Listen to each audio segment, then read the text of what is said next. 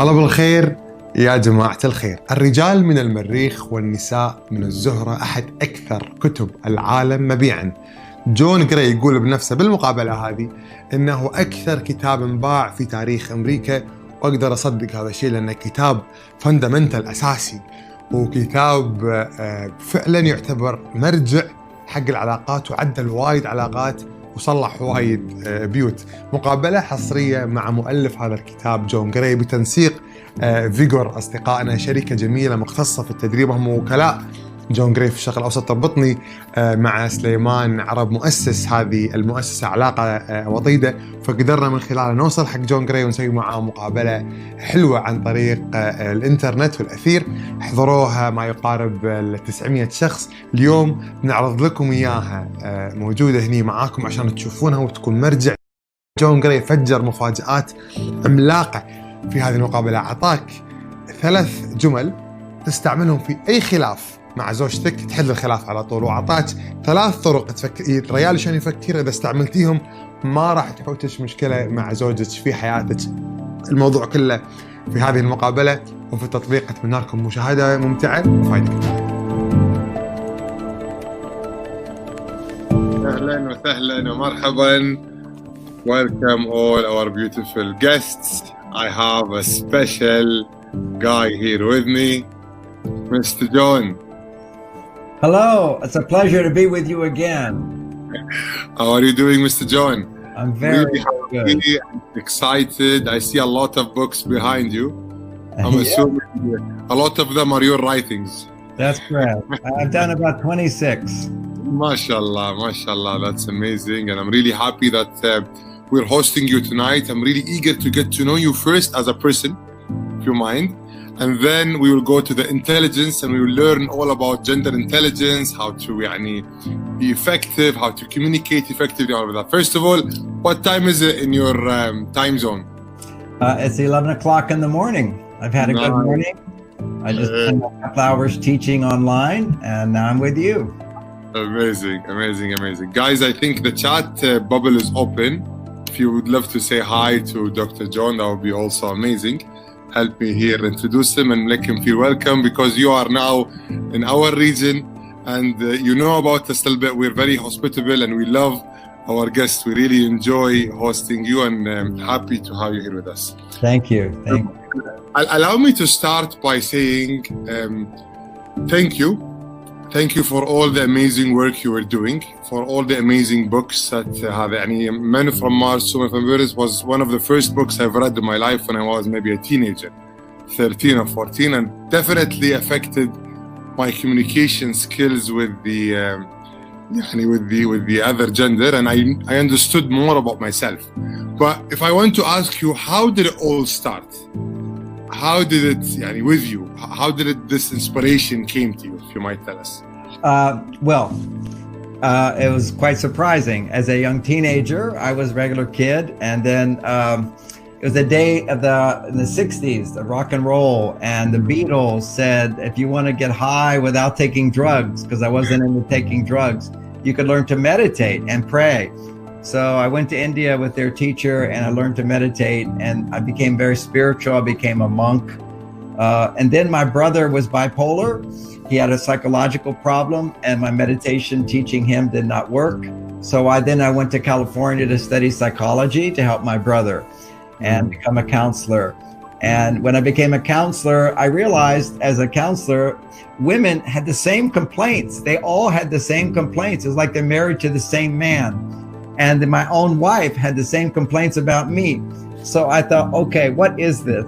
Because men did not have the same complaints about their wife. So then I started realizing how women misunderstand men, men misunderstand women.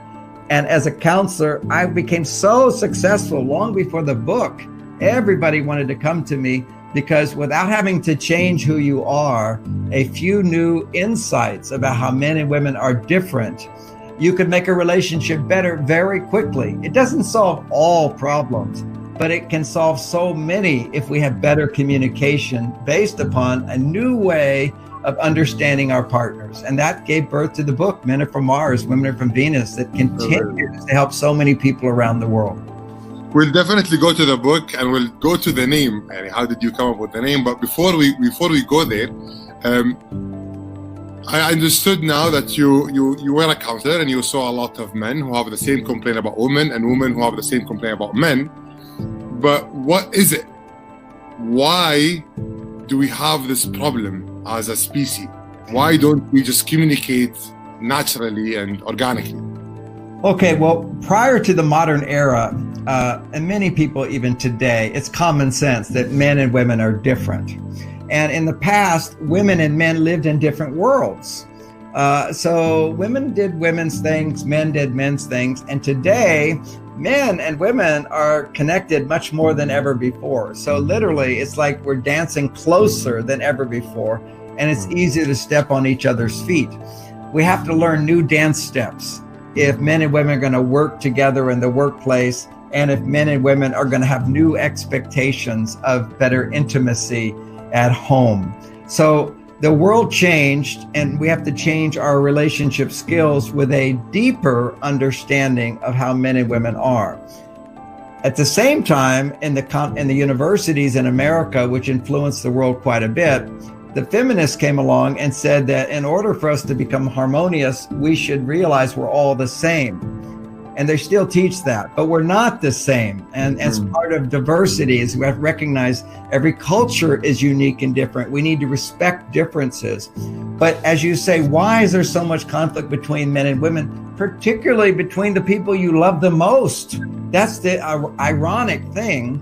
Well, why is because when you connect with someone with love, you feel a sense of oneness with them. You connect with them. That's my wife. Like, this is my hand. This is my arm. And she feels that's my husband. So when we feel someone is so close to us, then we expect them, if they're so much close to me, to be like me. So you should think the way I think, and you should behave the way I behave when I love someone. And you should talk the way I talk if there's a problem. And so that tendency of thinking you should be like me is greater when we love someone. And the truth is we're not the same. And so intuitively, we can't understand what we have not experienced. A woman cannot know what it's like to be a man. A man cannot know what it's like to be a woman.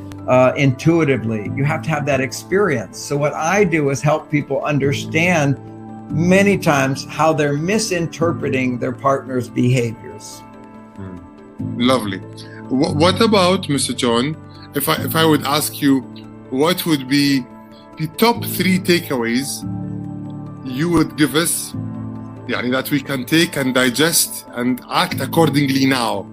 There is a lot of men, a lot of women watching our interview right now. What would you tell them to be something that they would remember for the rest of their lives to communicate effectively? When communication breaks down, we're not understanding the person in front of us. We tend to think, I know what you're saying. I know what you should be feeling. And if it's not working, we need to take time to understand the other person's point of view. So one takeaway, if communication starts to break down, it's a mistake on my part to say, you're not listening to me.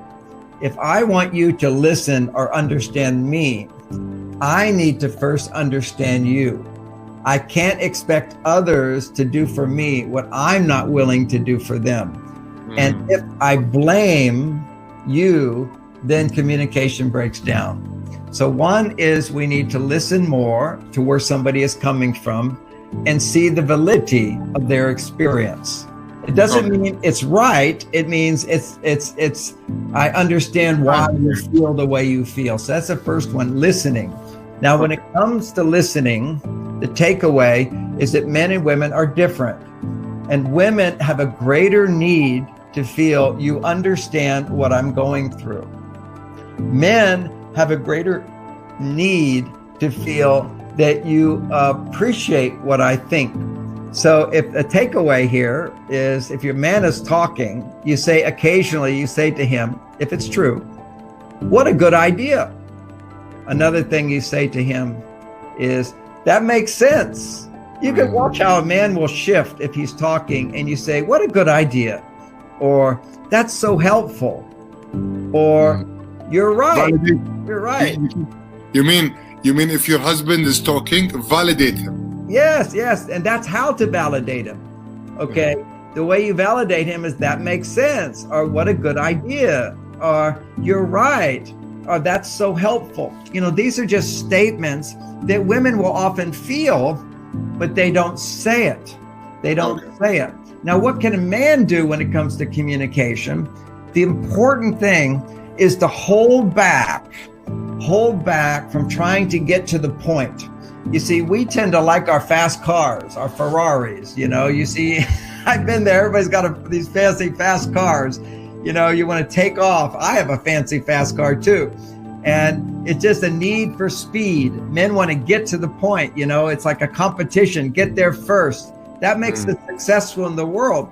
So when a woman is talking, quite often we will listen and we sense where she's going and we want to finish her sentence. That's true. We want to say, okay, what do you want me to do? Or what's the point? Or, okay, I got it. And we become frustrated if she's talking longer than we think. Now, why is she talking longer than we think she should? Because she has a greater need to be heard, to understand what I'm thinking, what I'm feeling, what I'm wishing. She has a greater need to have you see that. See her. That's why they look so beautiful. They radiate, they wear jewelry, all these beautiful things. Look at me, hear me, touch me in an affection, hug me. This is the closeness that they need to feel. Whereas a man has a greater need. See what I can do. That's why we buy the expensive car. Look what I can do. Look what I can do. The woman buys the expensive jewelry because she said, look what my husband bought for me. Oh, I'm so good. Oh, look what he did for me. And so there's a different priority. Now, not everyone exactly fits into that. But when it comes to communication, just for a man to know, listen more. Don't interrupt. Try to ask questions. So 3 questions a man can ask that will win a woman over, whether it be at work, and you don't have to do it as much at work, but important you want to do that. You may hear, guys, listen to what Dr. John is saying, and please write down those 3 questions. Go ahead. And you just said the first one. Listen. It's so important. Write it down. Okay. So, and you just gave me a good idea. If you're in the workplace and a woman is talking, write it down. She'll feel like, oh, he's really listening. So the next thing is the three questions you ask. So 3 comments women give to men, 3 questions men can give to women. So she's talking. This is a $1 million phrase. It took a long time before I learned this and made communication so much easier. Because you see, we men, we're like a fireman. If there's a fire, you got to rush to the fire. You got to put it out right away. You got to get it done now. There's an emergency, do it. So if a woman's rather stressed or upset about something, to calm down, she literally needs to talk more words and be aware of what she's feeling. You see, when we listen, it helps a woman to know what she's feeling. Because women are often always looking at their children, they're looking at the house, they're looking at all these things out there. She needs time to come back and look inside herself. So the 3 questions that help her to do that and makes her feel loved, makes her feel important, makes her feel special this is the phrase, this one you want to write down. Yeah. She's talking and she pauses, and then you say to her, help me understand that better. Help me understand that better. So that's so powerful because women always want to help, but you can help me by letting me understand you better. Okay, so this is amazing phrase. Help me understand that better. She'll never get tired of you saying it. And she's upset about something. Don't give her a solution. Instead, you listen and you listen. You ask the question, help me understand that better.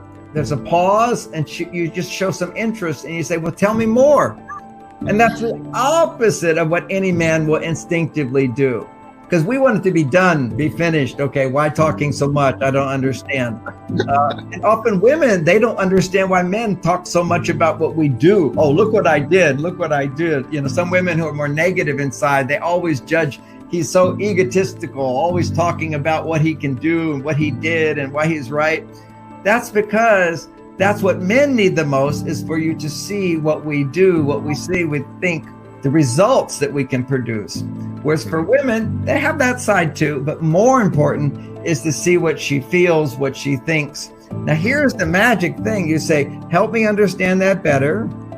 Tell me more. She says a little bit more, and you're showing some interest. Then you say, and what else? See, you're drawing her out. You're drawing her out. And I learned this. I'll tell you my secret. I learned this as a marriage counselor. You have a session and it's 50 minutes, almost an hour. And what I learned is that if you give women solutions, always telling them, you should do this, you should do this, they don't leave your office feeling good. They just feel like, no, that won't work. That won't work. They'll say, yes, yes, yes, but, yes, yes, yes, but, yes, yes, yes, but I don't feel good. She doesn't feel good. And I listened to what women would complain about. And almost every woman would complain, my husband, he doesn't listen. And my wife would say that sometimes. She'd say, oh, you never listen to me. And I go, what is she talking about? She talks even so you, much. Dr. John, even you. I was not born knowing this information. I learned this the hard way. You know, my wife, you see, the women would have complaints. I would listen to them all day long for 8 hours. I listened to women's complaints, and many of them were the same as my wife. So I said, look, what is going on here? And then I realized, I analyzed, okay, they say he doesn't listen. So why does a woman feel a man doesn't listen? It's because we're not listening in the way that she wants to be heard. She wants to be heard by having us validate her thoughts and her feelings, just as a man wants to feel validated for what he thinks and what he does. You know, he goes, you know, you can be a man and you're not feeling so successful in life because sometimes you don't make as much money as other people, or you didn't do as good a job, or you're still learning. And so you feel like a zero, but you come home to a wife who thinks you're a hero. You go from zero to hero. That man will never leave his wife. That man will always love his wife. That man will give his life for his wife. And that's the best part of masculinity. But a woman, her love, and when we're boys, a mother's love for the father takes that little boy from zero to hero. He sees, oh, my dad, he's a hero in my mother's eyes. I can be that one day. But so many mothers are resentful today. They're so stressed today.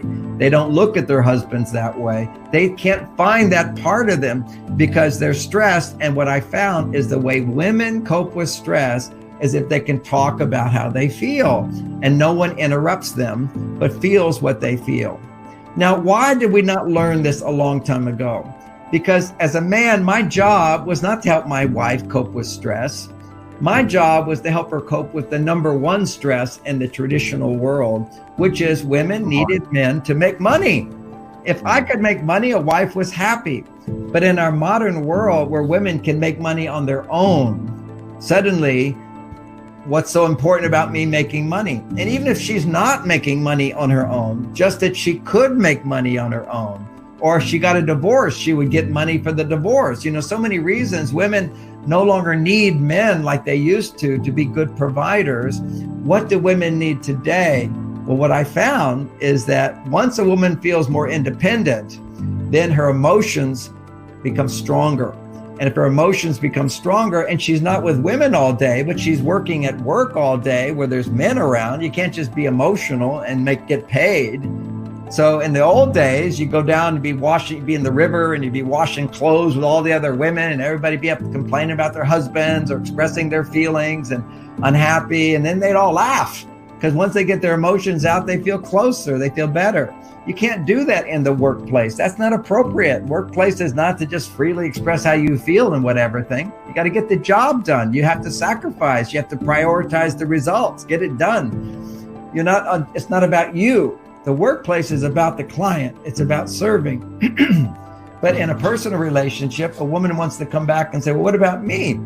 And actually talking about her feelings will lower her stress. And that's what I learned as a counselor. Just ask questions, ask those questions. And when I learned the question, help me understand that better. Oh, women just loved it, and they would open up and they feel better. So basically, you said for you to win your wife, or to make her feel loved, those 3 takeaways. Help me understand this better. You would say it often and often again. Tell me more, and then you would say what else. Yes. But that will draw us into an hours of conversations. I love that you say that. That's what every man's fear is. Every man thinks that's the case because he's had all these hours of conversation. And you kind of go, oh, it's exhausting me. But that won't happen. It will happen 1 or 2 times.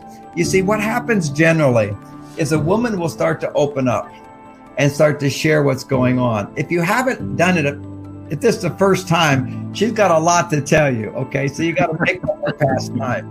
But once you get regular with this, there's not so much. But one of the reasons conversations can turn into arguments, conversations can come too long for a man's attention span, is one of the reasons is that when she starts to talk, we will interrupt her with a solution. And when you interrupt with a solution, a woman's reaction, or we try to finish her sentence, we try to rush her along. If somebody's trying to push you, what do? You push back. Yeah. So if you're trying to rush her, she's going to start all over. She's going to feel, oh, you don't understand. You think you know. Let me repeat this day. Since you're rushing me, let me torture you with 1 more hour. Yeah. That's exactly it. Okay. I'm assuming subconsciously. I'm not assuming I'm not assuming she's doing it consciously, maybe subconsciously. This is the truth. What about the woman now taking care of the man? What would be the takeaways for a woman you said the first one between your conversation, make him feel as if he's a hero. Make him feel accomplished. Yes. What else would you tell girls that are with us today? Okay, so the secret is whenever a woman is unhappy in a relationship, and I've been doing this over 40 years, and this is true almost every time when a woman is unhappy in a relationship. And there's never a time where a man is unhappy with a woman unless she's unhappy with him. That's where it starts, okay? If I come home and my wife is happy with me, she's appreciating what I provide, I go from 0 to hero. There's no problem in this marriage. Men only have a problem with women when women have a problem with him. Wow, I understand the target. Wow. Yeah, absolutely. Please clap for Mr. John. That's amazing. Listen, girls, listen. You can look at, in the famous book, I've written so many books, but the basic ideas in Men Are From Mars, I talk about the anatomy of an argument. An argument always starts where a woman is unhappy with a man in some way. Now, there could be a few exceptions with this, but like a man starts an argument because he's unhappy with his wife, but he's only unhappy with her because she's not happy with him. But arguments start when a woman is unhappy about something, complains, and then a man explains. So she complains, and he then explains why she shouldn't complain. He tries to make her wrong for what she's feeling. Now, as soon as you make a woman wrong for her complaint, she will have another complaint, and it will go on and on and on. There's a mythology. What to do? Okay. How can I deal with this situation? Okay. Understanding is the first step. That's why I can't always just rush to these quick solutions you want. You have to have an understanding. So I'm going to tell you a little story that was told in Greece 5,000 years ago in Greece. They had a story of a witch. This is an unhappy woman, and she always complained and complained and complained. And she was called Medusa. It's a famous story. She had snakes that came out of her head, and they would bite you and bite you. Now, if you took a sword and you cut off one of the snakes, 3 snakes would grow back. So that was the first thing. If a woman has a complaint and you try to make her wrong for her complaint, so she's upset about something, and you make her wrong, 3 more complaints are coming. 3 more complaints will come out. Okay, so I watched this in my own marriage. My wife said to me, John, you're never romantic. And then I said, honey, last Thursday night we went to the theater. You loved it. And then she says, yes, but, and then she said something else and something else and something else. If I just had said, she says, you know, you're never romantic, John. Then if I just said, well, help me understand that better.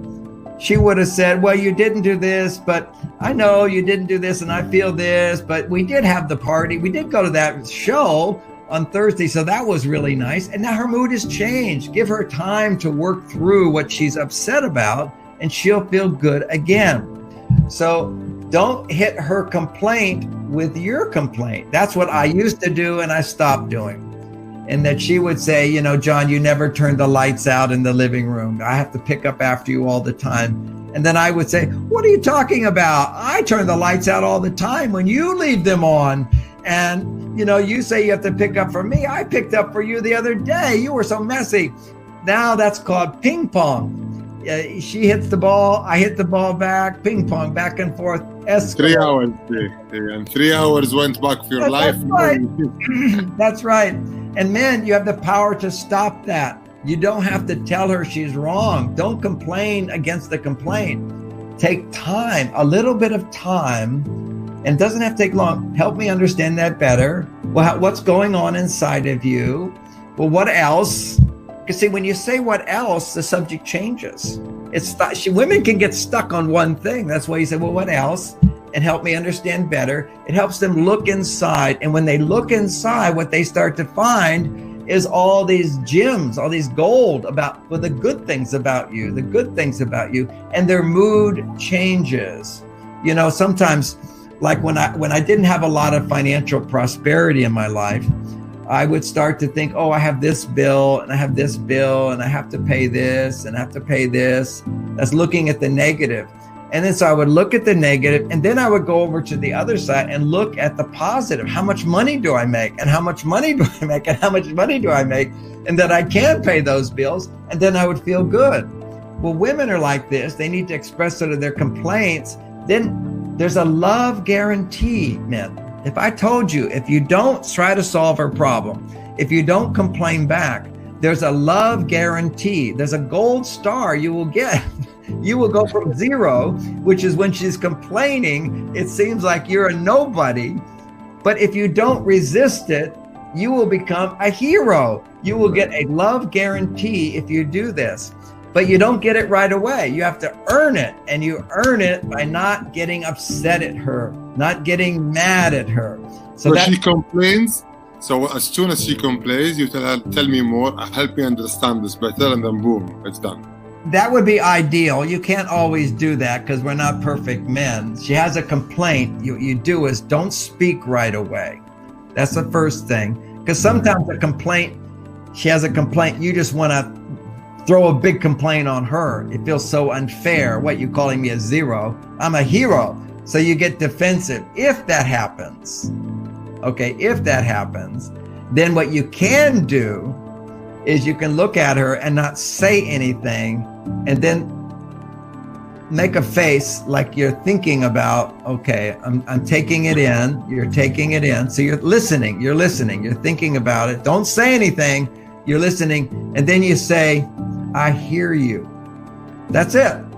I hear you. And then walk away. Sometimes you know, a woman will complain and it makes you angry inside. It just feels so unfair. So if it makes you angry, you can't do those 3 things I just said. Help me understand that better. And I'm so good at this because I know the love guarantee is there. You know, let's say I have to do a job that I don't really want to do. And every job has things you don't really want to do. I travel a lot and to give talks, and you know, spending all night in an airplane is not the best thing. Even in first class, still, I don't really want to do that. I live in a palace. I live great. Why do I want to go somewhere else? So basically, I don't want to do that. But then suddenly, I'm happy to do that because my mission is to help people around the world. So, and I have a love guarantee. Wherever I go, people love me. And I'm also fulfilling my mission.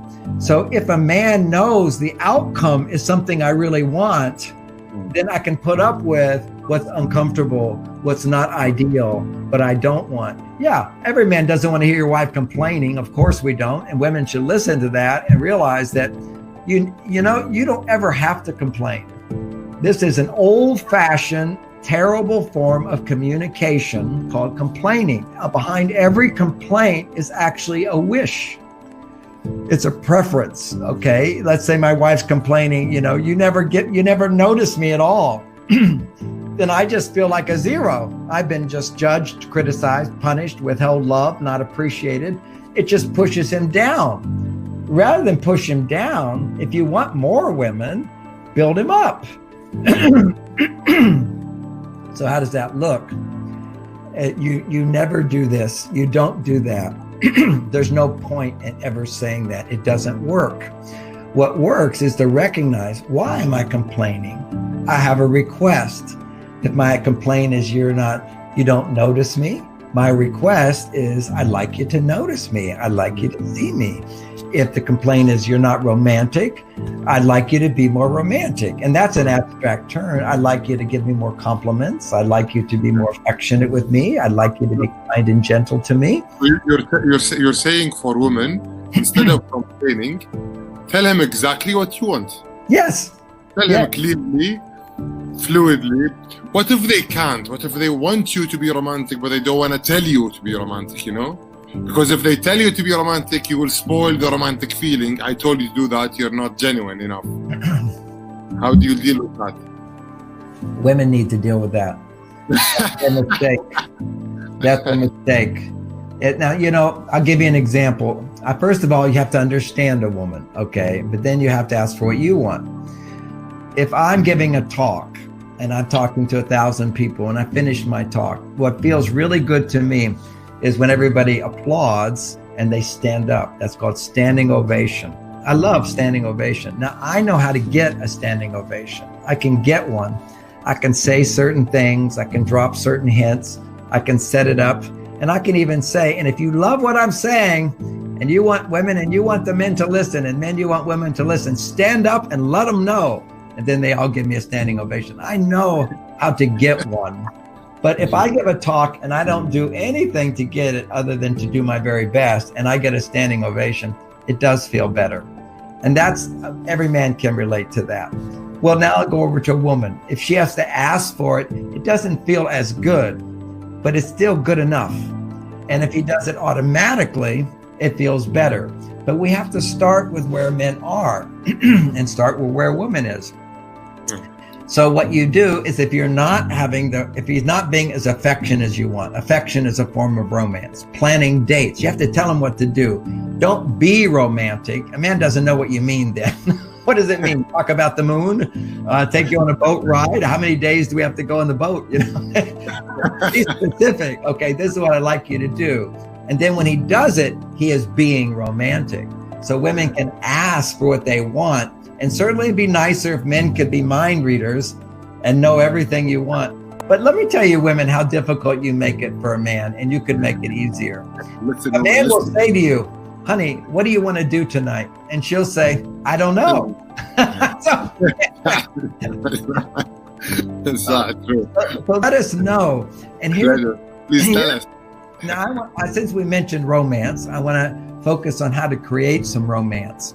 Romance for a woman is when she feels a man is doing something for her and it's what she wants to happen. Okay, so it's really for her. So how do you create that romance with a man? Often women feel guilty actually saying what they want, and they also feel afraid saying what they want. Because what if she said, I want to spend this time with you and go here, and a guy says, no, I don't want to do that. I'd rather go do this over here. That will hurt her feelings. And you want her to have these more delicate feelings because that's where the love comes from. So women are often afraid to say what they really wish and want. And on the surface, they don't want to be rejected, yeah. Say it again. They don't want to be rejected, yeah. They don't want to feel. They don't want to be rejected. Nobody wants to be rejected. And women are the delicate sex, and they are. When you feel love and you feel vulnerable and you feel open. Matter of fact, vulnerability is really love. It's saying, I'm affected by you. You see, if I have no vulnerability, it means I don't care whatever you say or do. It doesn't affect me at all. And that's an unhappy woman. She just, I don't care about it anymore. I don't care. He does this, I don't care.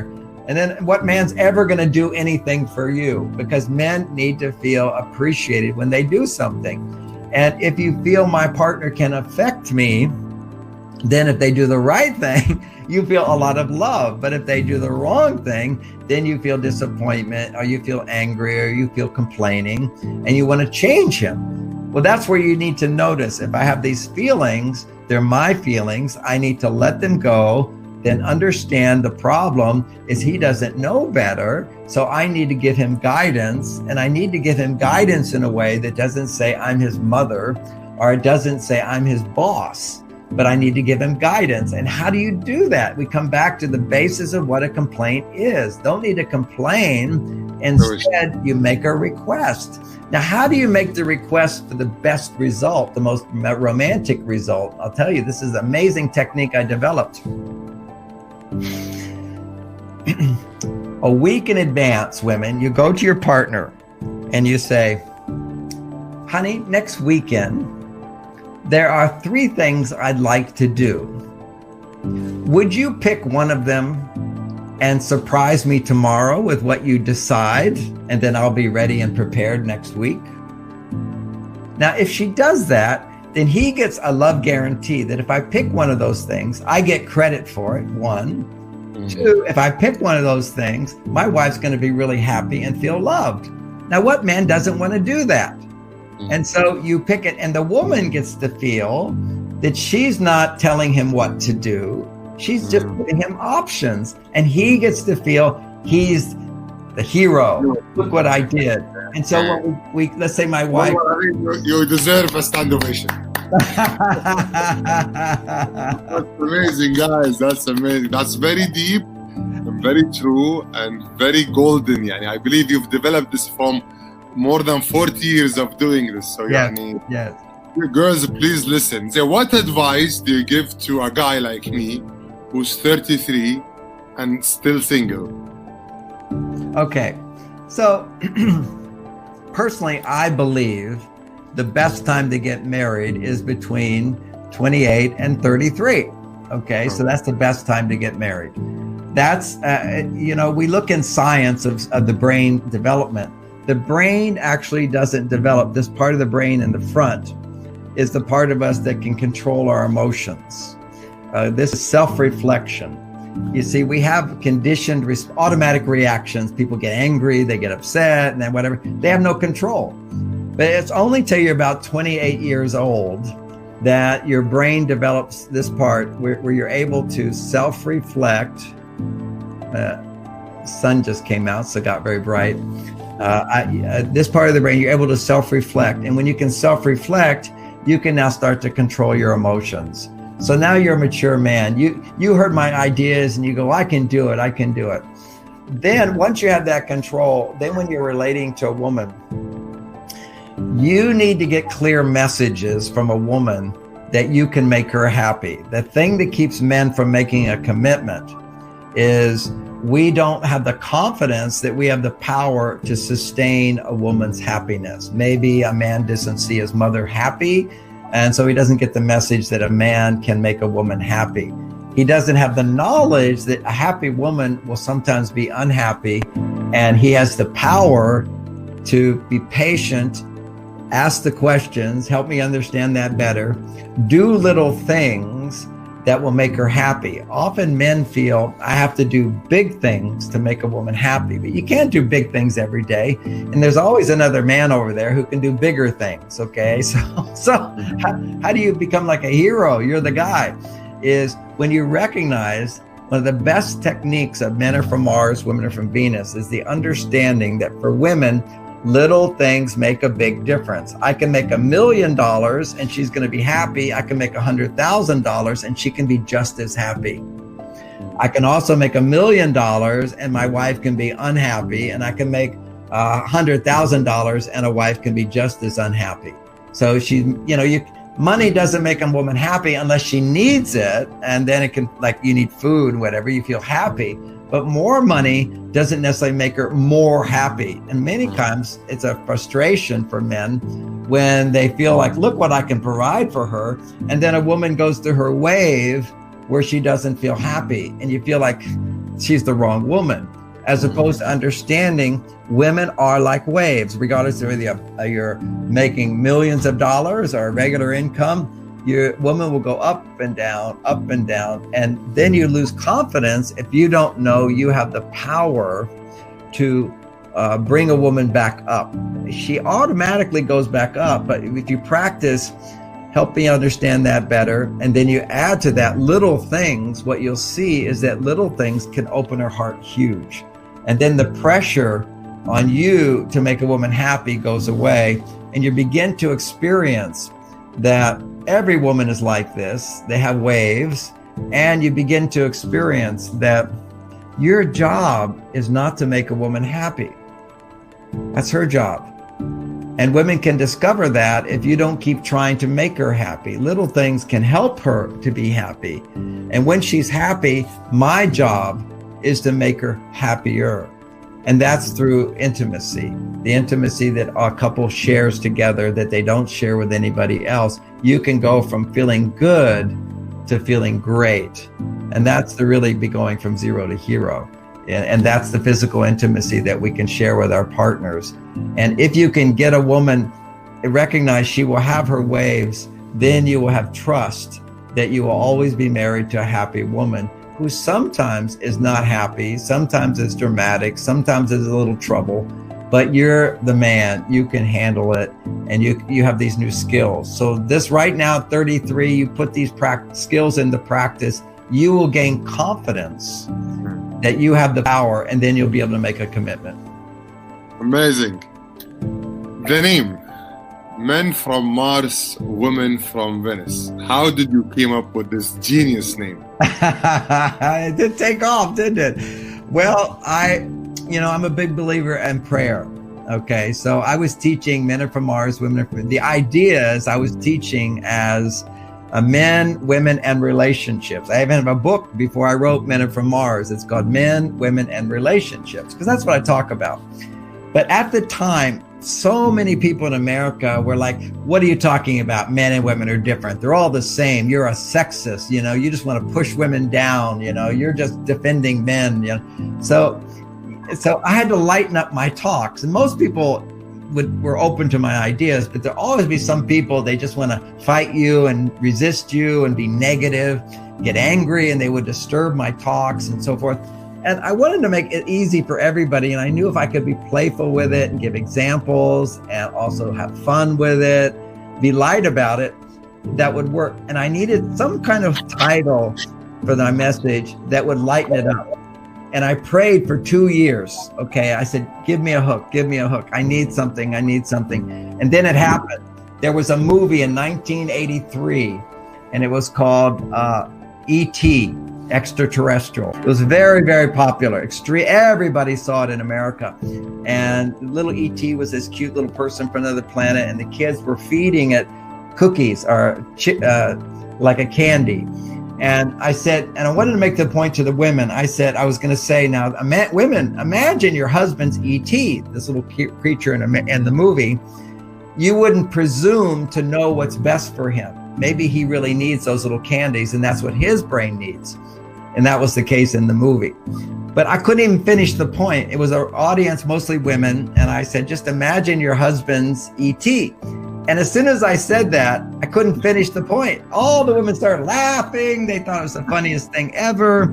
They laughed. And then some woman in the audience, I think she'd been drinking too much, I don't know, she said, well, where's my husband from? And I said, Mars. And that was it. They loved it. And I said, thank you, God. The hairs on my arms stood up, and I knew this was a gift from heavens. And I am so grateful for it. And boy, did that change my life. Amazing. Beautiful story. I got goosebumps too right now just listening to the story.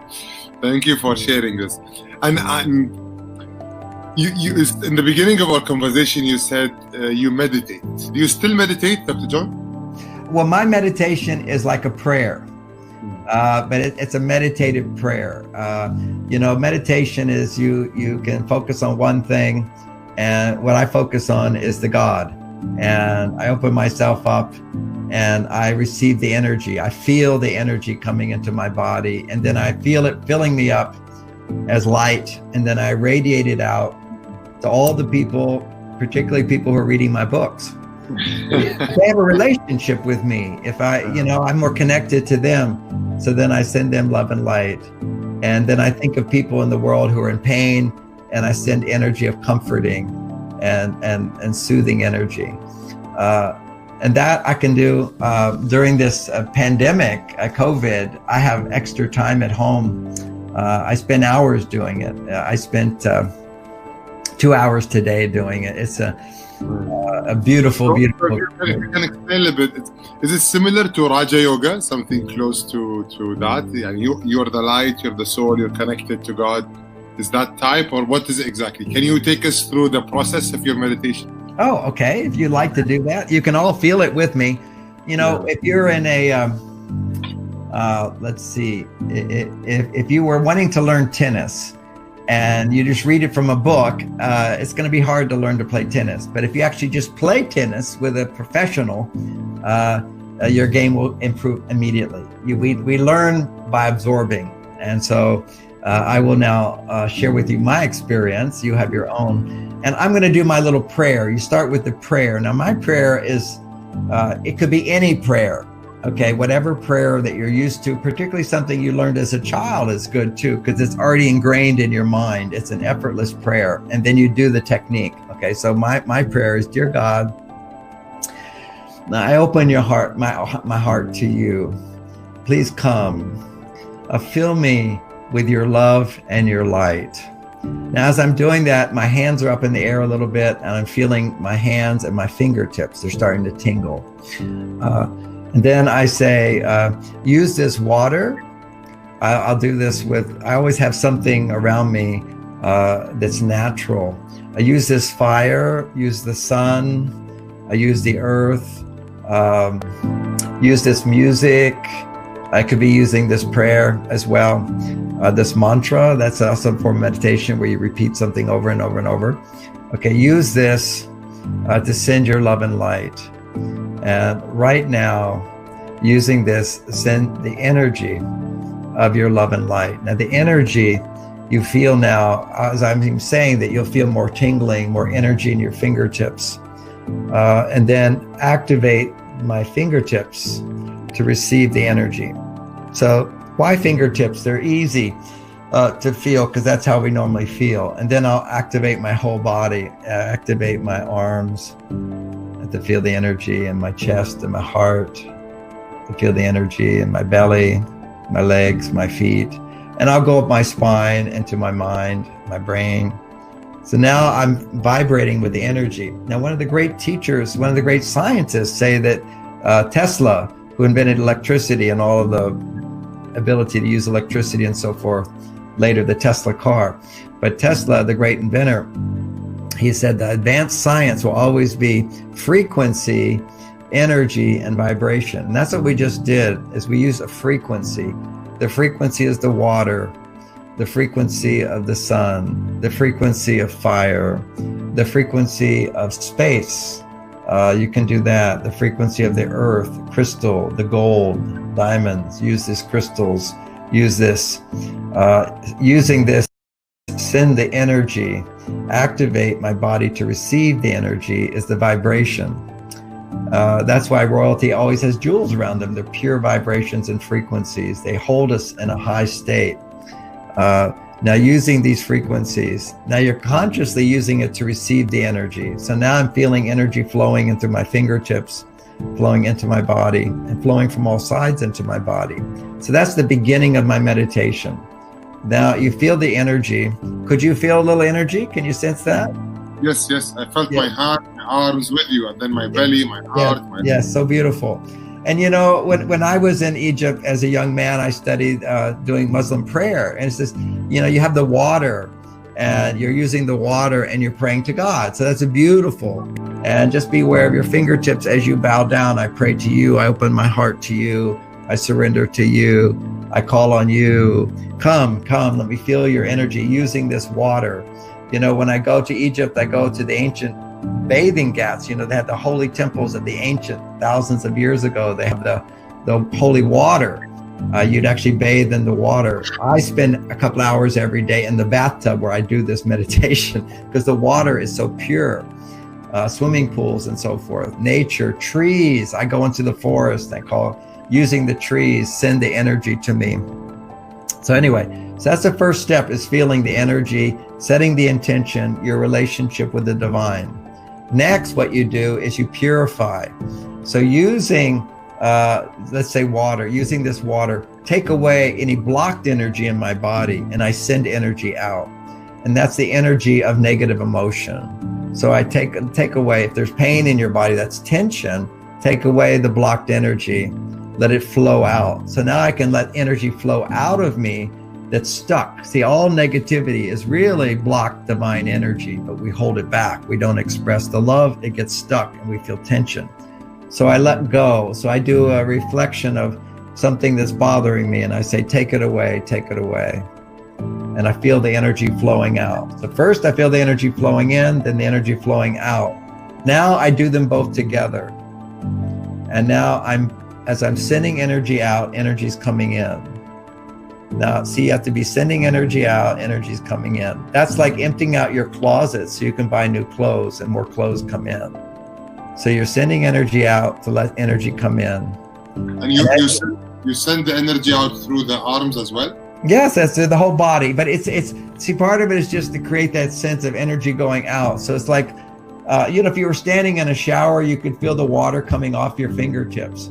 So the energy, you're flowing it out towards something. The mind needs some kind of focal point. So you have a candle burning, or you have water, or you have a holy mountain, or whatever it is, you have a focal point, and you let the energy flow out to nature at that frequency. You see, if you start harmonizing with nature, you're no longer in a disturbed frequency, you're in a pure frequency, and anything which is unlike purity will flow out of you. So let it flow out of you. And now as you're flowing out, let the energy come back in. Now that creates a stream of consciousness. There's a flow. So now you're in a state of flow. That's the state of meditation, is the energy just flowing, feeling the energy and letting it flow. It's a continuous flow. When people talk about this now, athletes, famous people, or like when I'm writing a book, I'm in a flow. Right now I'm in a flow. I'm just talking. It just flows out effortlessly, easily. It's almost as if you're doing it, but you're not doing it. And now it's flowing.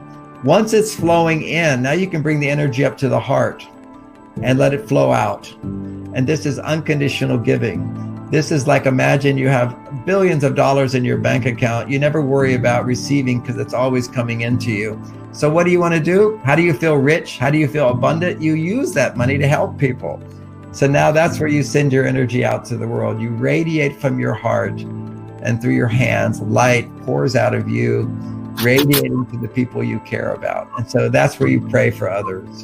And that is so beautiful, because as the energy is coming in, you have a trust fund. It's constantly giving you money. Now you're just free. It's effortless. You just go around helping other people. So that's the feeling of it. It's the energy now flowing out. It's a continuous stream flowing out. And the way the universe works is, as you give, you empty out, more comes in. So now you attract more. You attract good things in your life. You have a radiance. The same thing as a teacher, people say I have a charisma. Famous people often have a charisma because they're giving freely. They have a talent. They give freely. Then people love them more. So more love energy comes to you. So more people keep reading my books, just sending my love out. They keep learning from me. And that's the energy in the throat. It's like you're swallowing more, taking it in as you're in your heart, giving it out. So now you're swallowing, attracting, drawing in, and giving out. Now you move into the forehead. This is the higher center of your mind, the higher self, which is you're basically drawing in and you're giving back. And that's where you're able to empathize. That's where you're able to listen to your partner and take it in and then give back love and give back empathy. This is a place where the energy you're channeling the energy. It's just flowing through you. Your gifts, your talents, you're pulling from support, and it just flows right out of you. And then finally, the top of the head opens up, and the seventh level is where your energy is flowing and you're drawing in more energy and you're channeling it through you selflessly. Now you can increase the voltage. Now more comes in. So that's this level of infinite creativity, infinite unending energy. And I have that. That's what my meditation gives me. I have unending energy. If I become tired, I go to sleep, but I don't feel like exhausted. It's such a sweet feeling because I can go into the place of unlimited creativity, infinite. And infinite love, which is the ability to love again and love again and love again. And that's letting the energy flow through these channels up to the top. Then, now that's just 7. I do 49. I do 7 times 7. I bring it back down, and then I bring it back up, and I bring it back down. Each one is a different experience as you get higher and higher and higher. Now I've been doing this 50 years. So you can do 49 levels if you've been doing it 50 years.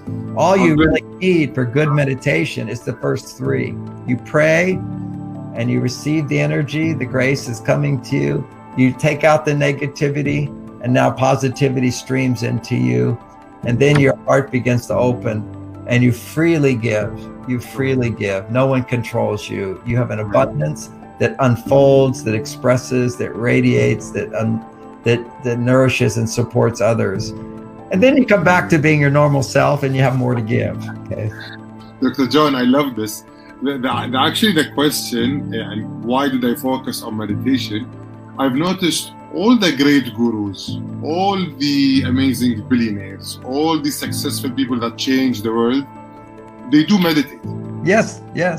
Even our Prophet Muhammad, when he got the message, he was meditating in the mountains. Yes.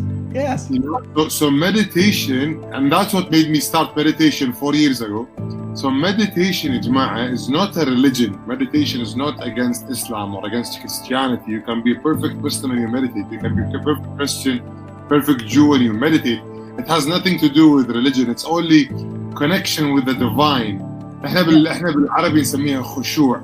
It's when we have a word called khushu'. Khushu' in prayers where you're focused with God. You're really, everything you say, you're very connected with that divine being, and there is a flow of energy that comes from the divinity to you directly without anything in the middle. So this is exactly what meditation teaches, and it can help you become more spiritual, not just religious, because religion separates us, spirituality unites us. That's beautiful. I'm right with you there. You. So that's just a small hint, because I had to. I don't get to meet great people like you on a daily basis. I meet great people from our region, of course, but internationally, and we can connect and we can talk about meditation. So I took those 10 minutes just to stress on the importance of meditation. If you guys really want to be successful in your lives, meditation is your bridge to wherever you want to reach. And let me also say, meditation, there's so many kinds you can learn. At Facebook, John Gray Mars Venus Facebook, I meditate on Mondays, every Monday, and I teach meditation every Monday at 10 o'clock a.m. California time. So we started this at 11 o'clock, 11:30, I think, 11:30 California time, just so you know what our time is. You can find it on your phone too. But it's good to meditate in a group in the beginning. And then I was recently there on a tour with Vigor, and to go into a mosque and meditate where everybody's praying and you pray and then you sit and meditate, it's like heaven, because it's just people putting their attention in a flow, in a continuous flow on the powers of the universe, that we're all one, and you feel that connection. And then you transcend the differences of religion into spirituality. And again, I see that religion does tend to separate people when they disconnect from the spirituality of it, because the spirituality of any religion is we're all one. Even the non-religious university people, who are secular and scientific and so forth, often they have a spiritual side to them. But what is the meaning of university but unity in diversity? It's really what my message is all about, unity. We're oneness and yet all unique and different. And it's so interesting. Around the world, I'm actually more popular than in America, even though I'm the best-selling author in history in America. The universities still are against me. They call me sexist because I say men and women are different. Whereas my books are taught in the universities in China. Oh, China, everybody knows men are from Mars, women are from Venus.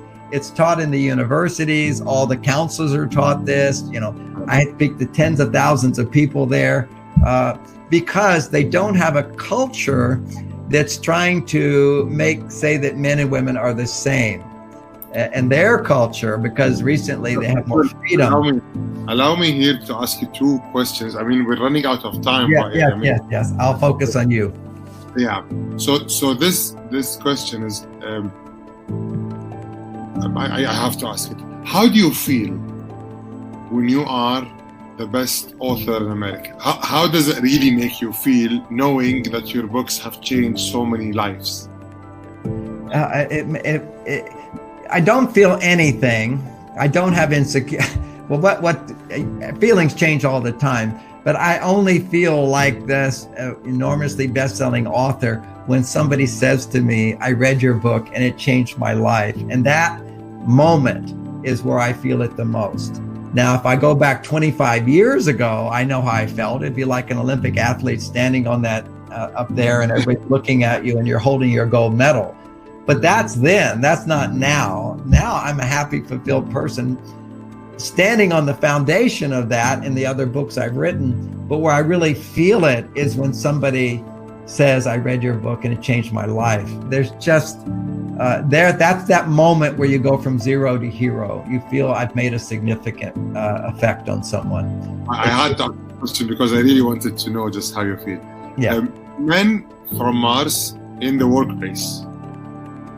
So if you can give us three minutes, just a pointer, how do we, because this is the main idea of our conversation, is because we wanted to see how do we deal with our colleagues, the gender intelligence. She's a girl, she's my boss, I'm a man. How do we deal? First of all, the rules of the workplace are not the rules of the intimate relationship. We still are, men and women are different in the workplace, but the workplace has a set of rules which are based upon serving the client, serving the goal. It's about selflessness. And intimacy, relationships, is about her getting what she needs and him getting what he needs. The workplace is about serving as a team, coming together to serve others. And in that process, we can find greater fulfillment if we understand men and women are different. So the key factors here that we can do briefly are men typically don't understand women clients or women co-workers is a greater need that they have to feel that what they think and what they feel is validated. It just simply takes a few extra minutes, not a long time like with your wife. It takes a few extra minutes to just simply say, so what you're saying is this and this and this. Oh, that's very helpful. A little bit of acknowledgement of inclusiveness. So the key word is cooperation, and inclusiveness is the workplace of the future where men and women cooperate and men learn how powerful it is to be inclusive of a woman. For example, I could be in a meeting, I've got 3 women and 3 men, and we're all in there with ideas and we're interrupting each other, being creative. One woman might be more on her female side and she's waiting to sort of have somebody notice she's not saying anything. And part of her expects you, if you feel she's a valued member of your team, she expects you to say, well, what are you thinking? And what's your experience with this? I know you must have some thoughts on this because you're very good about this. So she needs a little bit more, quite often, acknowledgement of that she has some value and worth, as opposed to just ignoring her if she's not talking. But men will typically do that because if men are all together and some guy's not talking, we're not going to say, hey, Bill, you didn't say anything. That would just embarrass him. So we ignore him because we assume he's a zero today, but no big deal. We're not going to put him on the spot and say, what are you thinking? Because we assume that if he has something to say, he'll say it. Because most men, if they have something to say, they'll say it. And many women won't. They're waiting for you to say, well, what did you think about this? And then, well, what else? What was your experience? If you draw a woman out a little bit more, she will feel valued and appreciated. And men don't intuitively understand this. So inclusiveness is one. Understanding and validation is another. So let me give you an example of that. It was my first insight of men are from Mars, women are from Venus. Before I started learning gender intelligence, I was really just emotional intelligence, helping people understand how to open their heart, be kind, generous, understanding, better communication, just from that perspective. And I taught classes and they're very successful. I was a counselor. My assistant, she ran everything. Okay. I sat in the room for 8 hours a day and she did everything around me, paid the bills, planned, scheduled the clients, scheduled the hotels, scheduled the seminars, all the business she handled. And it was a perfect relationship. I had no complaints. I never told her what to do. She'd ask me questions. I gave her answers. I gave her complete freedom, something every man would love, to get paid, to be free, to make the decisions, have everybody thanking you. And I thanked her profusely. And then she wanted to quit. I said, why do you want to quit? She said, I don't feel appreciated. Well, in my mind, I thought, why doesn't she feel appreciated? So I used the magic phrase. I said, well, help me understand why you don't feel appreciated. And then she said, you don't even know what I do. How can you appreciate me? And I laughed inside. I didn't laugh out loud. That would be diminishing. But I laughed inside thinking, that's why I appreciate you so much. I don't need to know what you do. Everything gets done. You do your job. I do my job. We have our different worlds. It all works out great. And you get paid plenty. So, and you have freedom and you have not me looking over your shoulder and so forth. Anyway, I said, give me 2 weeks and let me see if I can change that. And then she worked for me for another 6 or 10 years. I mean, we have a great relationship. We're still good friends. She is what she needed from me to feel valued and appreciated. What she needed from me was to know what she does. That's it, that I know what she does. So what happened yesterday was so-and-so and so-and-so. In her mind, she goes, oh, he realizes I had that difficulty with that person. And then she gets to update me. And then I would just, and what happened with this? And so what were you doing with this person? Oh, she tell me a little story. This was an extra 10 minutes on my day, relating with her in a more personal way, understanding what she did, and sometimes saying things like, and this is critical for men, another secret word to say, that must be so frustrating, and talk a little bit about it. Or, gee, I would be so disappointed. And then she could say yes. Or she said, no, they're just not, I don't expect that of them. But giving her a chance to say what her feelings are. And sometimes I say, wow, that's a big problem. Tell me some of your concerns. What's going on there? So frustration, disappointments, and concerns are emotions that are acceptable in the workplace and very, very helpful. Also, what a man can do to help a woman feel more safe in the workplace, besides being inclusive, understanding what she's going through, another thing he can do is occasionally say, oh, I said this to so-and-so, I was so embarrassed. To reveal that you have an imperfect side, to be embarrassed, makes women feel safer, that they also don't have to be so perfect. So that's a lot of what the workplace can learn to do in creating inclusiveness, cooperation, and also competition with the people you're competing with. For sure, there's no problem with that. But within the teamwork, more of a sense of cooperation, understanding, and communication in that way. And all the things I mentioned about what men need, which is what a good idea, or that makes sense, or that's so helpful, going to a guy and asking for help and then saying that makes good sense, thank you for helping me. That always makes a man feel like he wants to give you more. Often women are afraid of looking weak and asking for help from a man, but the truth is men only bond with you, meaning they want to help you more if they feel successful in helping you. And I remember reading the woman who's the CEO of Facebook, or the chief financial officer, one of those high roles she is. And she writes in her book that the way she became this successful woman was asking the help of men, befriending men by asking for their help. Because when you ask a man for help, you're making him go from zero to hero, then he's willing to ask you for help and get your point of view, and he can begin to appreciate your point of view. Because many men, they want to pretend like they know it all, they have it all right, and they're not going to ask for help, and they become very rigid and they feel insecure deep inside. But if you ask for help, then and he gives it, it builds up his security, so he can then ask for your help or acknowledge what you do and appreciate what you do more. Amazing. I'm loving this beautiful conversation. You're like a treasure of knowledge, Dr. John. And time goes by this quickly. I want to pass by. I know that you have an intensive 12-week course coaching program. You can tell us a little bit about it. So maybe our audience here are interested to be affiliate with you, learn your knowledge.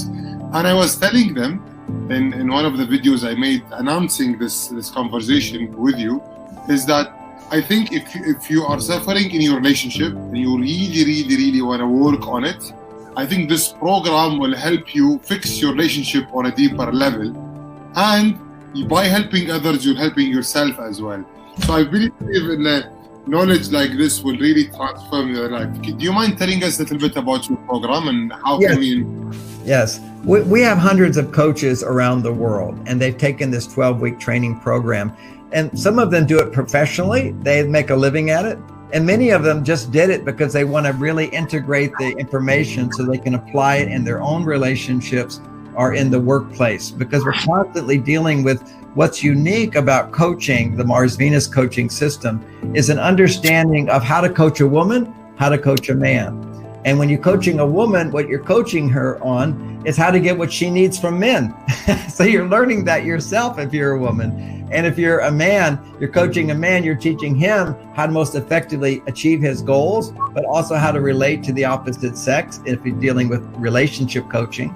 So our coaching is not just about relationship challenges, it's about workplace challenges, the feelings that can build up, the frustrations that can build up, or our own, what we focus on a lot is our own 12 blocks to overcoming our resistance to success. I mean, any company, and we promote this with the HR department of many companies, because when people are not satisfied with their job, they don't perform well. And a Mars-Venus coach helps someone experience how they are responsible for how they feel inside and how they can clear that, both through being in the workplace or if they're in a personal relationship, how they can clear that in personal relationships. Now, a lot of single people are looking to get their fulfillment through their work, and they're the ones that are going to be most unhappy in the workplace if they don't get the right coaching on how to manage stress effectively. And people who are in relationships, if they don't have coaching on how to have better relationships with their children, with their spouses, they feel stressed at home, they bring that stress into the workplace. So the Human Resources Department of the future takes responsibility to guide and coach people through the Mars-Venus coaching program on how they can be more cooperative, positive, motivated in the workplace. One of the major blocks that people have to success is indifference, boredom, lack of enthusiasm. Well, we have coaching for that. Another one is procrastination, putting off what is important. Another one of those blocks is resentment, feeling you're not getting the appreciation you deserve and what you want. Well, that will sabotage your efforts to get that appreciation and be motivated to give more. Often feelings of jealousy come up, which are hugely interfere with our ability to feel productive and successful. So these are some of the blocks that our coaches help people go through in the workplace, and also the same blocks show up at home in our relationships. So whether you're in a relationship, coaching can help you by helping other people have better relationships. It's easy to see other people's problems. Maybe why I'm so successful in my own marriage, maybe why I'm able to develop all these ideas is because I sat in an office and listened to people's problems for 10 years for 8 hours a day. And it's so easy to sit back and be objective and see how people are arguing about the silliest things, how they're misunderstanding each other, and then how they end up escalating problems until they're actually hurting each other, and how they can avoid that. If you're outside, you can always see it. And that's how I was able to apply the insights from my counseling to my own marriage and then affecting it in my own marriage, was able to bring it into the workplace to where I create a harmonious relationship with my fans. The people I serve are fans. They love me and I love them. You know, we can bring love into our work. Who is successful who doesn't love their work? What successful person does exist in the world who isn't passionate about what they do and they love their work? That's what creates greatness. But what keeps us from loving our work is issues that come up inside. And that's where our coaches can help people to work through those issues. And I'm very proud because in the Middle East, we have the highest concentration of Mars Venus coaches than anywhere else in the world. And Vigar and my own team has helped to promote that. And I thank them all. I know many of them are listening. And I just want you to know, every night when I go to bed, I think about how successful I am in the world, how grateful I am to those who are sharing this knowledge in the world. Because it's you people, the coaches, that actually brings us into these lives on a practical level. And thank you for that. And how do we enroll in this program? Yani, if any of our audiences now want to enroll in this coaching, where do they go? What do they click? What's the website? What's the steps? So the steps are you go to marsvenuscoaching.com. Just link in there. You'll hear about the program. You'll understand the program.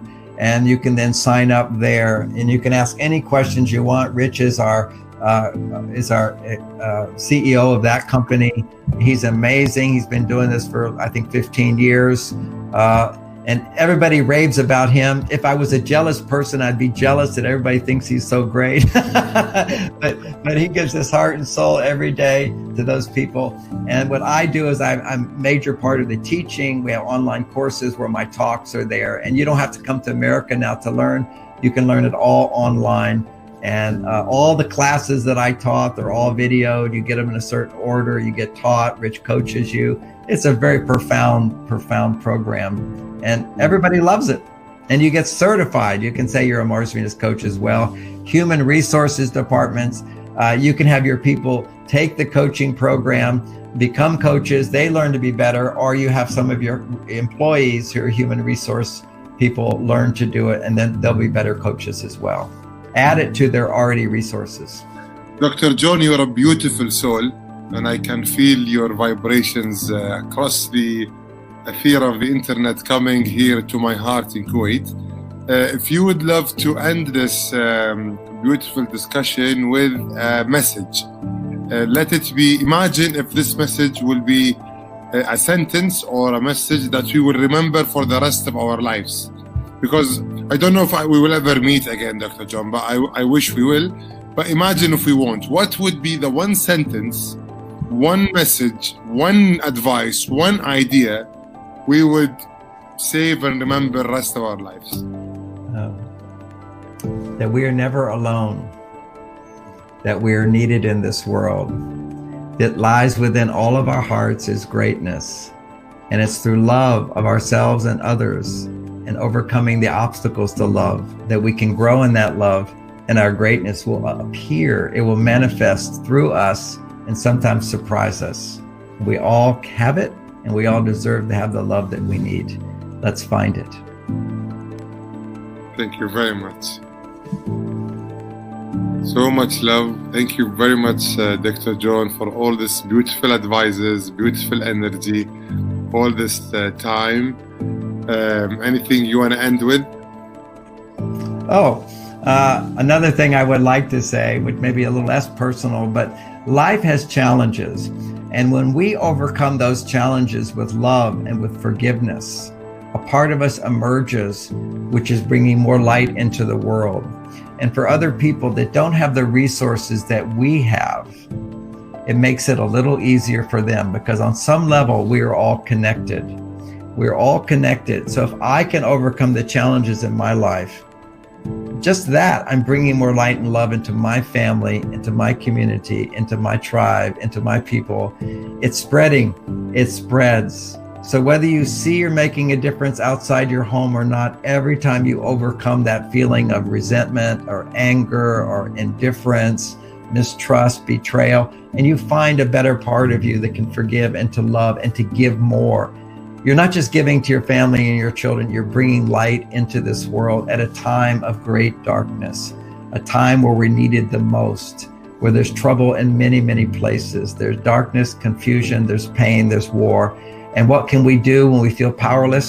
We can go into our own relationships and we bring in more love. And in some way, by connecting in that way, overcoming our resistance to being a better person, we're helping the world. So you do make that difference when you overcome the resistances to love and greatness within yourself. Beautiful. Stand ovation. One more stand ovation. You deserve it. I really enjoyed this. Vigor team. Thank you very much, Vigor team. Anything Vigor team I would love to say this first. Thank you, Vigor, for arranging this beautiful talk with Dr. John. Anything you guys would love to. Vigor Enterprise is one of the leading companies in education in the Middle East. I love them. I work with them a lot. They are great assets with our community and our region. They've helped us spread knowledge. If you guys have anything would love to say, do you want to jump in here? Do you have... let me know. If not, we were ending this. Let me say something about Vigor. They have been sponsoring me in the Middle East for over 10 years. They're an amazing company. Of course, if they take care of me, they must be amazing. They've done a terrific job in bringing my message to the Middle East, and I'm very grateful to Solomon and the whole team. I recommend them tremendously to help as promoters, as marketers, as people of integrity, someone you can be proud of. And I have complete trust in their integrity and their competence and their skill, and I am so grateful to them. They brought this light into the lives of many, many people on many practical levels, particularly bringing the gender intelligence, the emotional intelligence, but they have other teachers and other trainings that are equally profound and equally helpful to people. So if you want support, talk to Vigor. They're great people and I trust them. That's truly. I think we are Vigor team. You guys are here. Jumping in the call, or should we end here? Just I'm waiting for a sign from you guys. Vigor also brought Robin Sharma to Kuwait, the monk who sold his Ferrari, and I had the honor also to meet Mr. Robin. He's an amazing guy like you. Yeah, they are such a great guy. I think we're ending it here. Vigor people.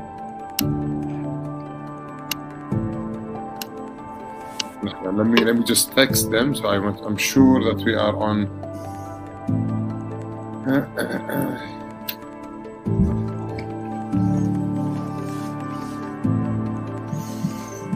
I guess if he's the monk that sold his Ferrari, I'm the monk that bought his Ferrari.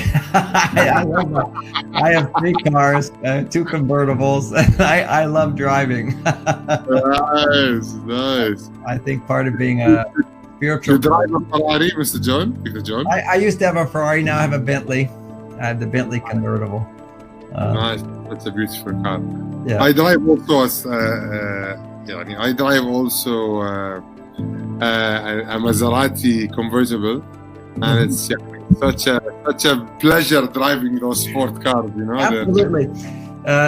In my other talks, I think we're waiting for Vigor. Is that what we're doing now? لا خلاص, we're free to. Suleiman says hi. That's a great guy, and we can finish here. Okay, we'll finish here. I want to just say I sincerely thank everybody from coming from my heart to yours, and thank you for opening your heart in the Middle East to me. A beautiful place, and I'm so happy and I feel so successful to have my message be appreciated by you. So thank you for joining me today. Thanks, pleasure, and enjoy the rest of the day. Thank you, Dr. John, for your time, and bye-bye. مثل ما شفنا يا أصدقاء، مقابلة ممتعة، مقابلة ثرية، مقابلة جميلة. جون جراي بدع وكان حقيقي. شرح لنا شلون يتأمل، شرح لنا شلون يفكر، شرح لنا أبرز الأشياء اللي صارت معاه، شلون التعامل في العمل، زوجتك، شلون تكلمهم، شلون تقدر تعيش هذا. ولاحظتوا معي طاقته، ترى طاقته هاي صجيه اون كاميرا واوف كاميرا، حتى قبل ما نطلع لايف كنا قاعد نسولف بنفس الروح وبنفس الجمال. هذا الانسان عسى الله يبارك له ويحفظه. اتمنى تكون الحلقه فادتكم. اكتب لي تعليق تحت اكثر شيء فادك. اعد نشر هذا المحتوى مع كل شخص تعتقد انه ممكن يفيده. نراكم بالفيديوهات القادمه.